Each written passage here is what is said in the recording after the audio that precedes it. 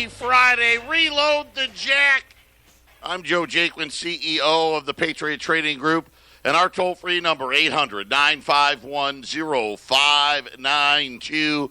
The website at allamericangold.com, and everybody's working for the weekend. It's almost here. Quick announcement. We're closing early today.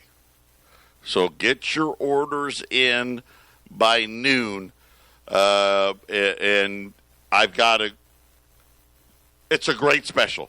I'm not going to do it right this second, but trust me when I tell you, you're going to want to get it. Get the dialing fingers ready. We've all been waiting for GDP. How low was it going to be? And you know what? Not bad. Yeah. I mean, it's totally not believable, but not bad. 2.1% GDP, so half of what it was a year ago. So second quarter GDP 2018 was 4.2. Second quarter GDP 2019, 2.1. Now, the biggest contributor to the GDP number came from two places. Number one, consumer spending. Big number. And I was like, wow, interesting. Because I'm like, I see all these reports. And listen, the consumers, it's okay, right? We're okay. It's not horrible, but it wasn't what they said. And then the government. And I knew we were spending a lot of money. You know my show yesterday about, hey, we're hitting the debt limit. I know. Let's just spend even more money and raise it for 2 more years and hope nobody notices. The government spending, and not just federal government now, state and local too, added about half of it. About half of it was from the increase in government spending, but the headline number was 2.1. But here's what's so funny. Gold's up, silver's up. Nobody's really freaking out, right? Kind of like the 3.1 that they said in the first quarter. They all said, well, it really wasn't. Wink, wink, nod, nod. They did make a little of an adjustment there. I'll get to it, but before I break down the number, because I'm going to tell you right now, you're going to love it. I loved it. I laughed out loud when I actually saw the data, because they try to justify the pieces of crap that they put in these reports. What's why I've been saying for years about the seasonal adjustment game. It's time to end it all. Get rid of it all. Listen, there was a time for that. There was. Listen, in the 30s, in the 40s, in the 50s, the 60s, the 70s, heck, even the 80s. You had to have it because everything was done by hand. Hey, right now, think about this. This was the second quarter number, okay? So that was April, May, June. It's July 26th, okay? And back then, they needed time because, people had to do stuff by hand. Key it all in and punch it all in and add it all up by hand. And so they're like, it's going to take too long to get all this stuff done. We gotta come up with a way. We got to kind of swag it. But I get it. We don't have to swag anymore. We got computers. Most of this stuff, you don't even have to key it in anymore. They just upload, right? Done. But I'll get to that. But before I do, this is also, and it's weird. And I forget how many years it is, every few years, the government goes back and makes final revisions to previous years. Right? So everything you thought you knew about GDP growth in like 2017 and 2018, you don't know. And I guess they finally, it was really this or that. 2017, it really didn't change much. And I think GDP for that year was slightly over 2%. Last year, remember, they bragged ad infinitum about that 3% GDP number, right? And the great tax cut that, let's face it, you do know, right? The tax cut wasn't for us. Maybe if you're one of the lucky ones, maybe you got a check from your company for a one-time bonus. But it was really them just, buying back stock and making profits look better by paying less taxes. So one of the few things, and there's a few, I don't agree with everything Trump's done. That was one of them. That was a big one for me. That was horribly misplaced in what they did with taxes. But nonetheless, and you don't have to agree with me on that, by the way. There's people that don't. Some of you are out there. I can see you. I can feel you now. Oh, no way. Fox says they were great, so they must be great. Apparently in 2018, we didn't grow at 3% because they made big revisions to GDP fourth quarter. But we're going to talk about this report, and I'm going to let you know what it was we all bought out there. 800-951-0592. Be ready. Be ready. So we're looking at GDP. By the way, I'm now convinced we'll get a rate cut next week. Now that I said that, we probably won't, but I think it's official. The number came in at 2.1. And depending on where you're looking, expectations were 1.8 to 1.9. Remember yesterday I told you Atlanta had it down at 1.3. Got a bad feeling that the Atlanta number may be right. But we won't learn that for several more years.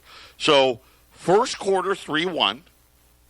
Second quarter 2.1. Right? So you're like, okay, well, you balance those out. We're at 2.6, which, not great, but it's not horrible. But that wasn't what they promised when they cut all those taxes for business, was it? It wasn't.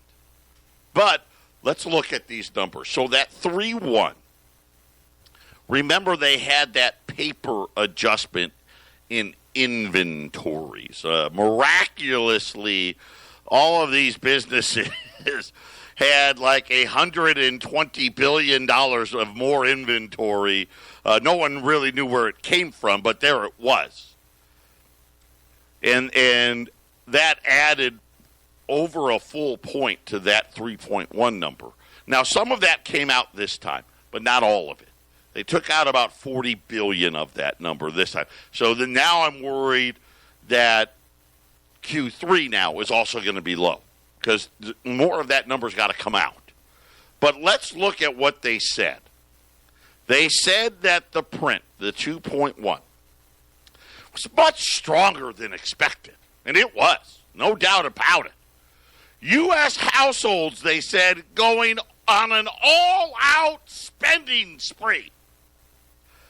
They said that the consumption soared to a 4.3% increase, the strongest print in consumer spending in half a decade. I mean, it was amazing. I was like, wow.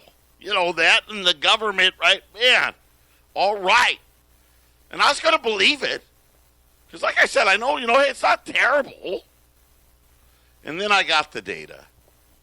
And sometimes, when you almost don't want it, right? You just want to believe. It's kind of like the realtor. Hey, your house is worth $1 million. So you're like, yeah, right. You put it up there, you list it for $1 million, and you get no offers, right? That was kind of what this felt like. So in taking a look at what we spent it on, so they've got categories, and I'll give you, let me just tell you how many they got. 1, 2, 3, 4, 5, 6, 7, 8, 9, 10, 11, 12, 13, 14, 15 categories. Thankfully, they didn't have more than 20. I'm real good counting up to 20. Every one of the categories, these big categories, they said that the consumer spent more on, which that in itself made me like, okay, that's a little weird. There's not one category where we really, that's very unusual. So that was the first thing that caught my eye. The Q2 spending actually increased in every single category across all goods and all services. Now, traditionally, one of those categories is healthcare. That always goes up, right? And I mean always. It always goes up. But it wasn't big. About $15 billion more in healthcare costs in the second quarter from the first quarter. But you kind of, you think about healthcare, and really it averaged about $100 billion a year. That's how much more we spend every year. So this $15 billion for this quarter was actually kind of low. Normally it's $25 billion is about average. So that came in like a little lighter, right? So that would make GDP a little less. And so as we were looking at that contribution, another surprise was at a time when every automaker out there continues to report declining auto sales. You can't argue with, right? Every month, and I give you the numbers every month, right? Auto sales down year over year. Auto sales down year over year. Somehow, I don't know how, but we increased spending on motor vehicles and parts. Now, maybe it was parts, right? Everyone fixing up their used car. I don't know. That jumped by almost $20 billion. But still, okay. I don't know. I don't know enough, right? Is the used car market enough to offset the new car market? Maybe. But then we got the big increase. There was one category that increased more than any other. So think about from Q1 to Q2, what could it have been? Was it wasn't healthcare. It wasn't motor vehicles and parts. It wasn't clothing. It wasn't food. It wasn't food services. It wasn't furniture. Housing and utilities had an increase. And again, look at the housing numbers. Right? Now, those increases were small. The housing was about $7 billion. But I'm like, maybe, utilities, right? That could be because, for whatever reason, the electric bill never seems to go down. But according to the government, the biggest thing that consumers increase spending on, recreational vehicles. Yep, we've seen this before. This is now the third year in a row where apparently everybody's out there buying an RV. I don't know. Right? But you're telling me the biggest money that consumers spent was on recreational vehicles? That was the winner? That was the big jump in GDP if there was no increase in recreational vehicles. Just say it was flat. It would have lowered GDP to about 1.6, which would have been, I guess a little below expectation, but still. So this was a big number. Here's the funny part. In Q1 of 2016 and Q1 of 2017, Americans inexplicably splurged on RVs. Like I said, this is a new one. This new category, well, it's not a new category, but over the last 3 years, we've had this mysterious growth in this recreational vehicle category. Usually they do this in the first quarter. My guess is, hey, we did this paper trick thing with inventory in the first quarter this time. We'll save the RV thing for the next quarter, right? I mean, come on. Here's what's even better. Because I went and I actually looked it up. Because I don't know. I tell you about car sales. Tell you about home sales. I don't tell you about RV sales, right? I don't pay attention. Because I never really think it's that big of a number. Now, I know the desert fills up in the wintertime. You go out to Quartzsite in the wintertime, and there's RVs for miles. I get it. It's a real deal. Heck, there's an RV in my back shop. It's my uncle's, right? He's an RV guy. He's always been an RV guy. But here's what was interesting about that. According to the actual RV industry, which I would think, right, if anybody knows what their sales are, it would be them, right? Because, they want their stock to go up. Listen, if Winnebago's doing good, they want people to know. So what is so perplexing about it is apparently the tariffs on steel and aluminum, other regulatory duties. So the RV industry is getting hit by the tariffs. Now, by the way, thousands of Chinese-made RV parts. So all of you driving your RVs, just know this. Most of it furnished apparently by the Chinese. Also, all the vinyl, electronics, and LED lights all come from China on RVs, and now this is just according to the RV industry. Here's what also is interesting. Domestic shipments of RVs. Right now, according to this, I should be seeing some big jump in RV shipments. According to actual dealers, RV shipments, domestic shipments of RVs to dealers has fallen 22% in the first 5 months of the year compared to the same period last year, which, by the way, last year shipments had fallen by 4%. So, I don't know. Right? I'm just telling you guys because it's important to know. Did we buy these RVs? It doesn't look like we did. As a matter of fact, judging by this, now listen, I know there's one more month. Right? The RV industry, they don't have data for June yet. Apparently, they've got to do it by hand, too. There's no computers in the RV industry. So I don't have a June number. But in order for this government number to be true, we would have to have, I don't even know, a 100% increase in RV sales in the month of June. So I'm going to go with, I'm not buying it. Down 22%, and yet somehow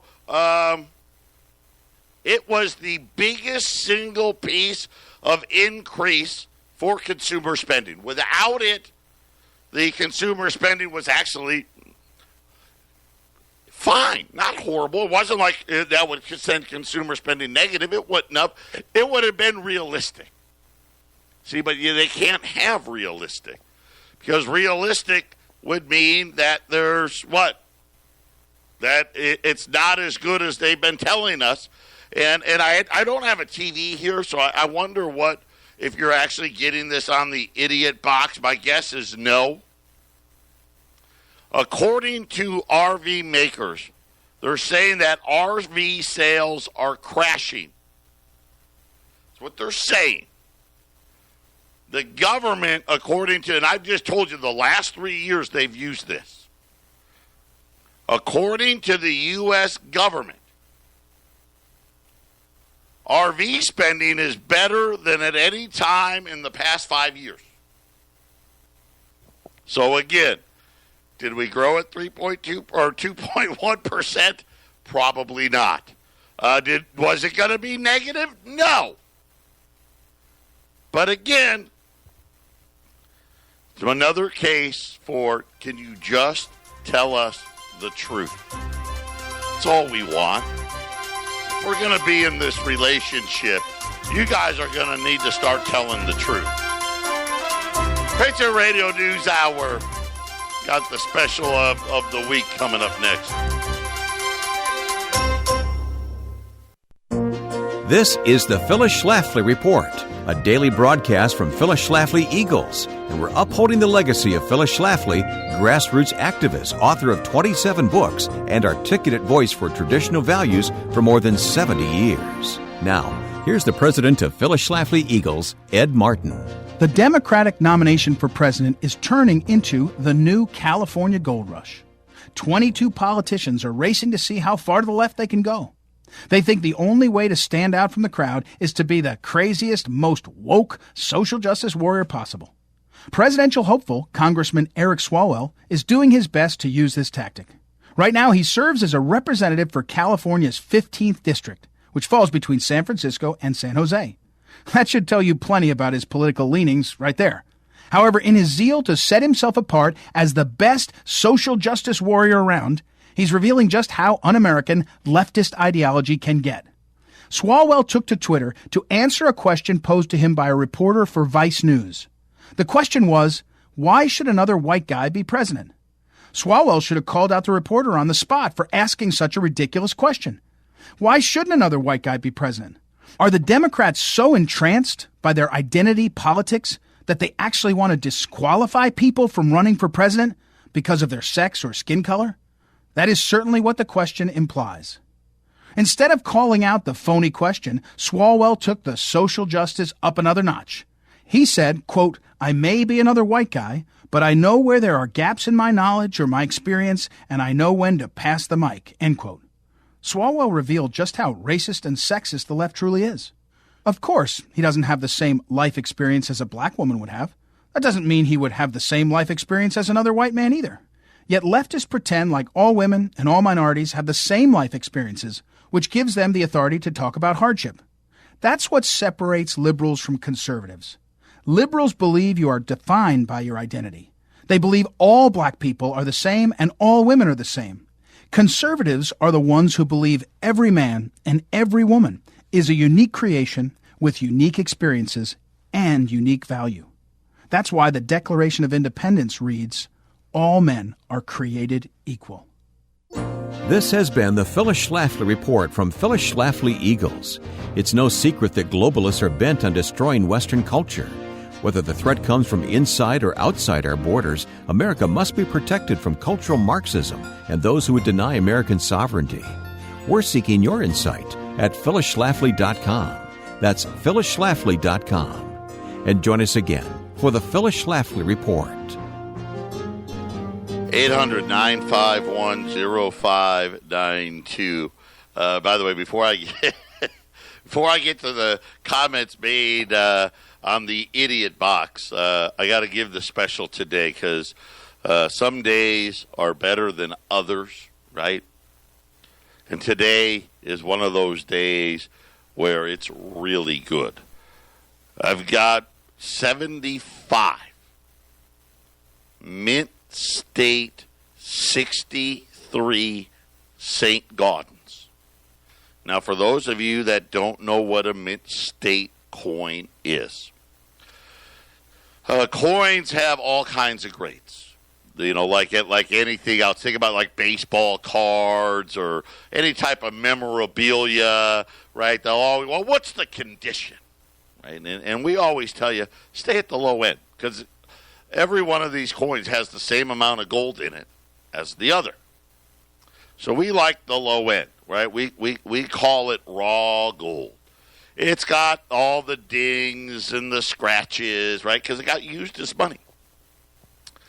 And then you have, you know, extra fine, very fine. You have almost uncirculated, brilliant uncirculated.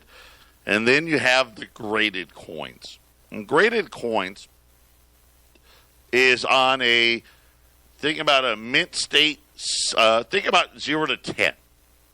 Except in coins, we use 60 to 70. So you have 6 grades in the ungraded market. Then you have 10 more grades in the graded market. So these coins are going to be put into a hard plastic case and all that because you don't want to damage. These are mint state 63s. So that would be going up 9 grades from our regular coins. A $20 Liberty or a $20 Saint, because these are Saints, is $1,545. I've got 75 mint state 63s at $1,500. Spot right now, gold's up 5 at $1,420. So that's only $80 over the spot price. You're looking at a mint state 63, and the only time we really sell mint state coins is when? You know, because this is what our competitors, these are the high markups. Our competitors will sell 63 Saints for $2,000 and not even think twice. $1,500 at 800-951-0592. MS63 $20 Saints at $1,500 today. And I start thinking about some of the things that we've done. This is right up there. This may be the best one yet. When you look at buying a coin that is 9 grades higher, even if you threw $10 a grade, that'd be $90 more expensive, right? That puts this coin, somewhere in that $1,635 range, and you're talking about buying it at $1,500 today. That is huge value. All of them, by the way, graded by PCGS or NGC. We don't mess around. They're the 2 best in the industry. That's what we use. Getting back to GDP, here's the problem. So I just gave you the data, right? And I don't want it to be bad, but it's not true. We did not buy all of these RVs. It didn't happen. It's one of these crazy little seasonal adjustment things they do. The RV, according to the RV industry, RV sales are down 22%. How can we be up this much? I mean, literally, we spent more on this than anything else. It's crazy. More an increase in RVs than cars. So then you get people, this chief investment strategist from State Street Global Advisors. Yeah, they put them on the TV. The recession has always been overstated. Those that were doing the Chicken Little, the sky is falling, we're headed for recession talk, were clearly early in that assessment. Well, not to argue with the guy, but even this, phony number, this 2.1, That's still down 50% from a year ago. I don't know about Chicken Little, okay? But it's not like it was a great number. The economic data continues to suggest that the economy isn't near recession, he said. I don't know, pretty close. I mean, if you take out the government spending on it and this RV spending, right, it's not real good. The president treated it, I loved his tweet, though. GDP up 2.1%. Not bad considering we have the very heavy weight of the Federal Reserve anchor wrapped around our neck. Almost no inflation. U.S. is set to zoom. That was the president chiming in. And you know what? I can't disagree with him. He's not wrong, right? Bring the rates to zero because we're not really growing, right? And no inflation. We know that's not true. Banks aren't paying any interest anyway, but why not? Larry Kudlow. I think it's almost a miracle that the economy is growing as rapidly as it is. This has not been easy with 7 rate hikes. So, again, more pressure on the Federal Reserve. But nobody, by the way, business spending was negative. Of course, we knew that. Trade hurt. The inventory thing, as I told you, also hurt the overall number. But I didn't hear anybody talk about RVs. So for all of you out there with your RVs, thank you. Make sure when you're driving down the freeway today, don't give the RV guy the finger for snarling up traffic. Give him a thumbs up, because if it wasn't for them, apparently we would have had a horrible GDP number. Well, it wouldn't have been horrible. Like I said, 1.6, 1.5, still kind of where I think it is, a little more realistic. And same thing with the cars, right? So number one was RV. By the way, the cars, the automotives and the parts, that was the second biggest one. So both of them kind of suspect. 800-951-0592. So I just went and looked because we have 63 Saints on the website. $1,597 is the regular price. So you're saving, let's round it up and keep it simple. You're saving $100 on a Mint State 63 $20 St. Gaudens. If you're just joining us, $1,500 on Mint State 63s. Gold's up. GDP came out at 2.1. Government spending, by the way, I got to give you the other part. So we had the RV spending, but I don't mean to. You know what's so funny is Eric was actually in the shop earlier this week working on his RV, and I think he had to buy a part to get it going. So maybe all you RV guys were getting ready, and of course you think about it. I don't know, when do you buy RVs? Most of it's for the winter season, but maybe, I don't know, maybe you're taking vacations with it. A 7.9%, so we had a 4.3% increase in consumer spending. A 7.9% spike in federal government spending. Don't worry, it's fine. Let's see, tax revenue down. Government spending up. I wonder what could go wrong with that. Hey, but also state and local governments up 3.2%. So the government did its job, right? They're out there spending our money. Unfortunately for me, they don't call and ask my permission. They just go ahead and spend it. So that was the GDP report today. Everybody out there is talking about. They're happy about that 2.1, but nobody's going to talk details with you. They'll say consumer. You'll have to view it for yourself. Monday, we're flying to China. I think it's Mnuchin and Lighthizer. Lighthizer is kind of the head negotiator. I always find it interesting why the Treasury Secretary's in on these deals, right?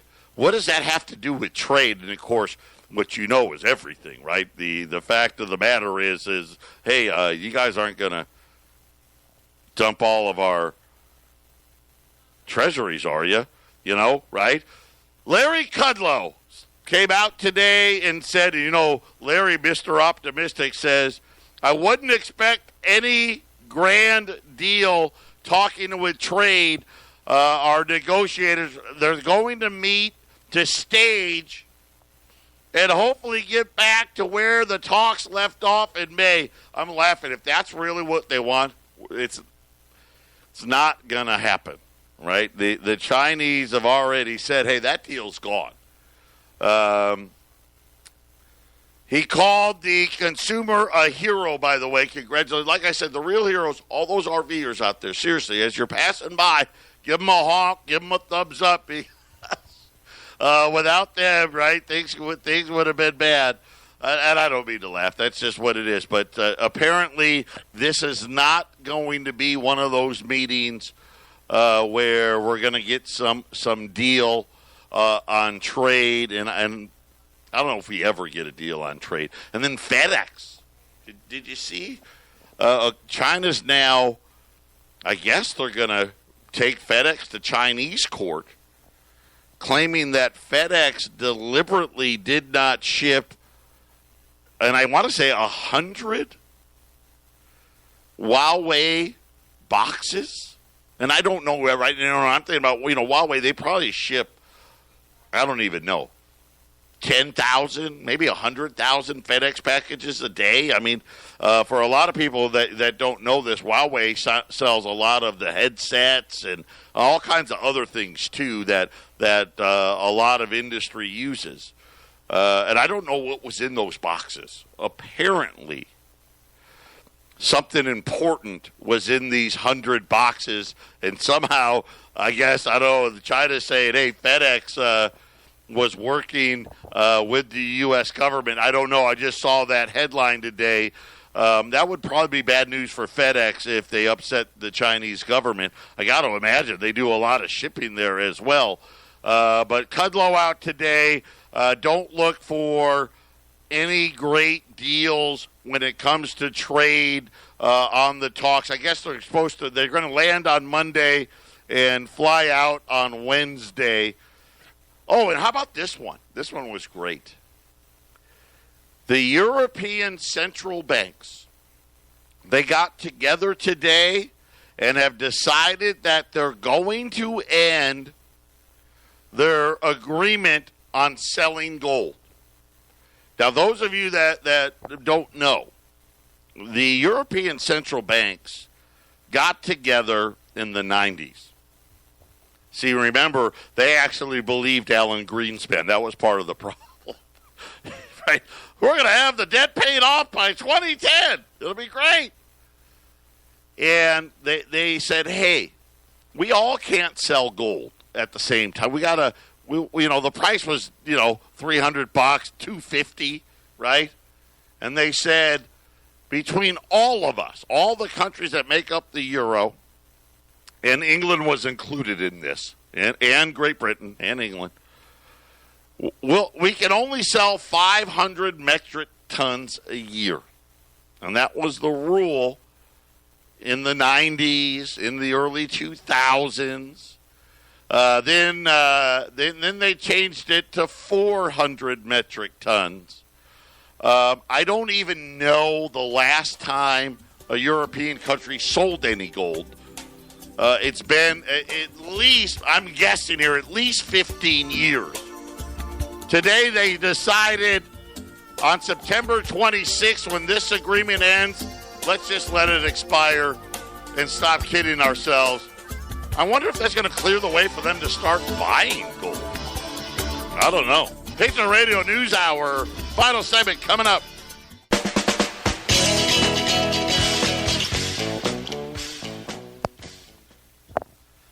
800-951-0592. This is by far the sale of the week, probably the sale of at least the month, if not the year. Mid-State 63 Saints save $100 a piece. Well, $97.40. $1,500 on a Mid-State 63 $20 Saint, PCGS and or NGC. Whatever we get is what we're going to send you. But those are the only two that we're going to carry on these Mid-State 63s at $1,500. I've got 3 lines open. I don't know how many are left, but we had, like I said, we had a good amount of them. 800-951-0592. Mid-State 63 $20 Saints, saving $97.40 on each one, as $1,500 is the price. That's less than our regular ungraded $20 gold pieces. And that's what you do. Listen, when we have these, this is what you do. All of our competitors, they charge you a fortune. The guys that you see on TV, the guy that Pat Boone does commercials for, they sell these things for fortunes. Not here at Patriot Trading Group. 800-951-0592. Gold's up 5 at $14.20. Silver's up as well, 16.36 on silver. The Dow trying to hang in there. The Dow's up 20.